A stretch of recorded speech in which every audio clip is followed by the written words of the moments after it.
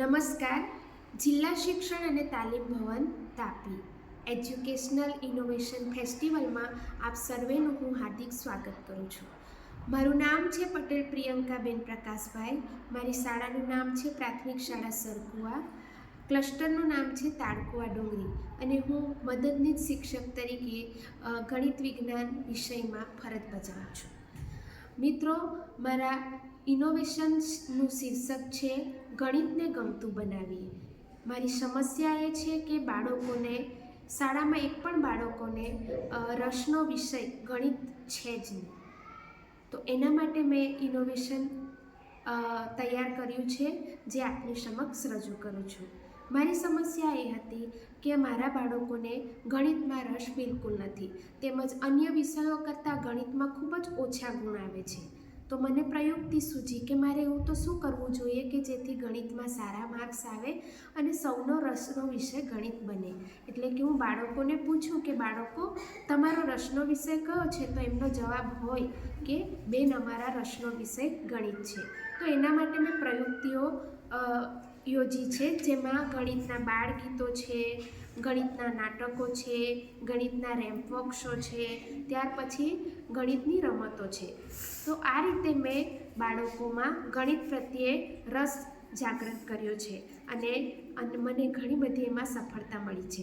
એમાં આપની સમક્ષ એક ગણિતનું ગીત રજૂ કરું છું, જે આપ ધ્યાનપૂર્વક સાંભળશો. ગણિત બન્યો રાજા, ભાઈ ગણિત બન્યો રાજા, ગણિત બન્યો રાજા, ભાઈ ગણિત બન્યો રાજા. ચાલો જોવા જઈએ, ચાલો જોવા જઈએ, ચાલો જોવા જઈએ, ચાલો જોવા જઈએ.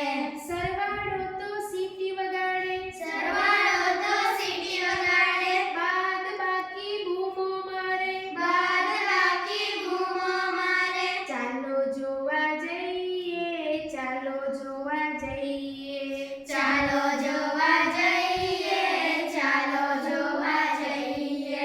ગુણાકાર તો ગાંડો બન્યો, ગુણાકાર તો ગાંડો બન્યો, ભાગાકારે ભૂકંપ લાવ્યો, ભાગાકારે ભૂકંપ લાવ્યો. ચાલો જોવા જઈએ, ચાલો જોવા જઈએ, ચાલો જોવા જઈએ, ચાલો જોવા જઈએ. એકડો બગડો દોડવા લાગ્યા, એકડો બગડો દોડવા લાગ્યા, લાખો લાગ્યા લાઈને, લાખો લાગ્યા લઈને. ચાલો જોવા જઈએ, ચાલો જોવા જઈએ, ચાલો જોવા જઈએ, ચાલો જોવા જઈએ. ગણિત બન્યો રાજા, ભાઈ ગણિત બન્યો રાજા, ગણિત બન્યો રાજા, ભાઈ ગણિત બન્યો રાજા. તો મિત્રો, આ રીતે આપણે ગણિતના બાળ ગીતો ગવડાવીને પણ બાળકોમાં ગણિતનો રસ પેદા કરી શકીએ છીએ. આ રીતે મેં ગણિતના ઘણા બધા બાળ ગીતો તેમજ નાટકો તેમજ ઘણી બધી રમતો અને ચિત્રો તેમજ રેમ્પ વોક શોનો આમાં સમાવેશ કર્યો છે. તો આપ પણ એની મદદથી જરૂરથી તમારા ગણિતના વિષયને રસપૂર્વક રજૂ કરી શકો છો અને બાળકોનો મનપસંદ વિષય ગણિત બનાવી શકો છો. Thank you.